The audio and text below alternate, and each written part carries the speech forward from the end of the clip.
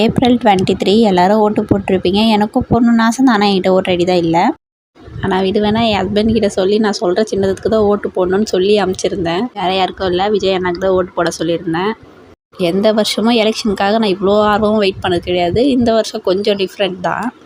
இப்போ மே மாதம் வரைக்கும் வெயிட் பண்ணி தான் ஆகணும் ரிசல்ட் வரத்துக்கு. இன்றைக்கி எங்கள் வீட்டில் வந்து சாம்பார் தான் செஞ்சுருந்தேன். ஃபஸ்ட் டைமாக நான் ஒரு 4 காய் சேர்த்து போட்டு செஞ்சுருக்கேன். இது வரைக்கும் எதுவுமே சேர்த்து சாம்பாரில் சேர்க்கவே மாட்டேன். வெறும் கேரட் மட்டும் தான் போடுவேன் எப்படி செஞ்சாலும்.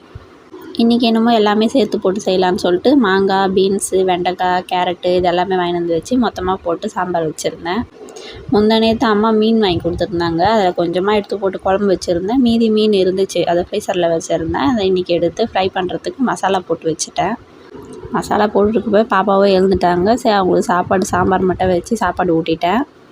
சாப்பாடு ஊட்டினதும் அவங்க விளையாட ஆரம்பிச்சிட்டாங்க. அப்புறம் இந்த பக்கமாக வந்து மீன் ஃப்ரையும் சாப்பாடு போட்டு நான் சாப்பிட்டுட்டேன்.